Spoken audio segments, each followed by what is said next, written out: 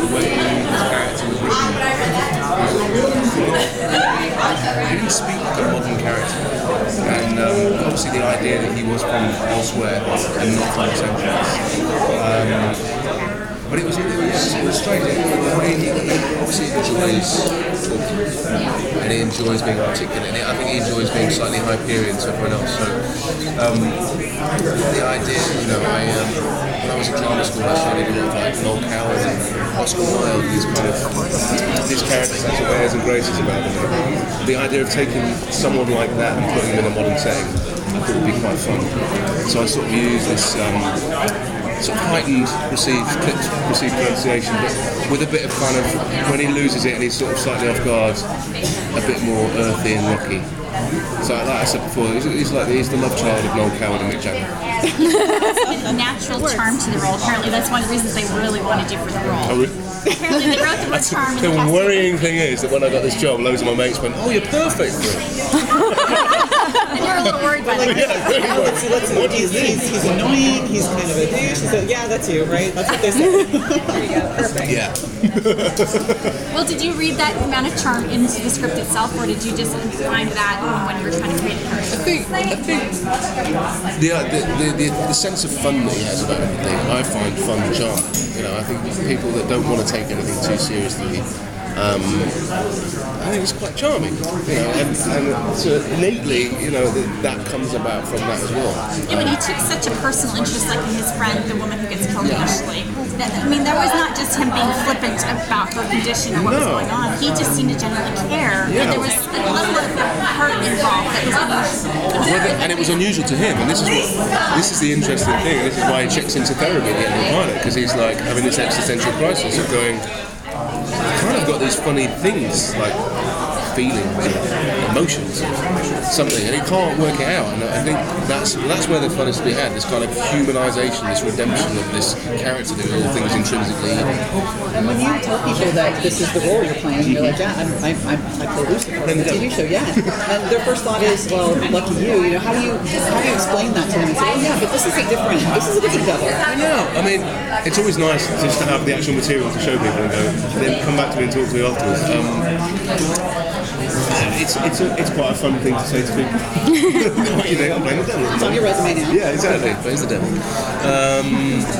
But I don't know. I think I'm more excited about it. Like, it was so lovely today actually to sit in a room with people, a big group of people watching something that we're all really proud of and really enjoying it for the right reasons, because it is a show that doesn't take itself too seriously, and by that is able to explore things that maybe it couldn't if it did take itself too seriously. You know?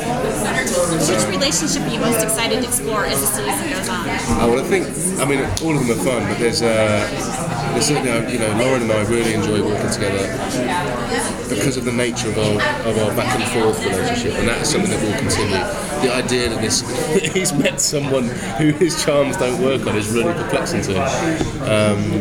But yeah, I kind of liken their relationship to a bit like Benedict and Beatrice in Much Ado About Nothing. You know, they kind of love each other.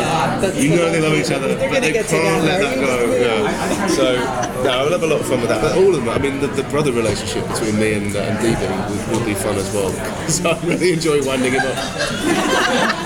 Well, Lucifer's not really hiding who he is, but are we going to see in more of a more supernatural way who he is, in a way that people will believe that maybe there's something going on with this? Well, you get glimpses in the pilot actually. You know, there's a tiny glimpse with Jimmy when he goes to confront Jimmy about Delilah, and you catch a glimpse in the mirror, this image of him. And you suddenly realise, okay, this is not this kind of gentleman that we've been introduced to. It gives a hint towards the horrific side, the real side of who this guy could be. I think the supernatural stuff.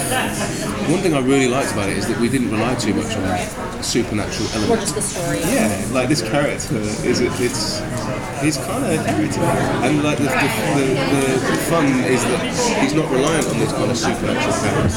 His power is quite innocuous, really. He's just very good at it. And Neil Gaiman obviously based on Sandman stories. Have you read those before? Have you read them? I've read them now. Neil sent me some copies of them himself, which was lovely. And he it was really, it's something really sweet message actually when he watched the pilot to say how much he enjoyed it, and that meant a lot to me because, you know, people we get asked a lot, you know, is it going to be a literal translation of these comics? And no is the answer to that question. It's used, it's a starting point for us, and inspired by it.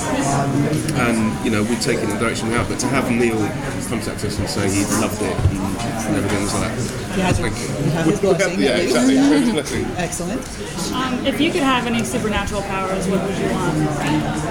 I'd love to be able to fly. You and Joe would be having a good time up there. Yeah, right. Yeah. Well, I mean, come on. But then imagine all the people. People say flying or invisible. Hold on. That's creepy. He didn't say he would. That's why I'm not being invisible. Thanks, guys. Thank you so much. Thanks, guys. Sorry. Beautiful things.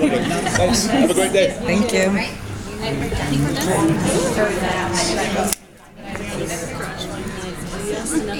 I know. That's kind of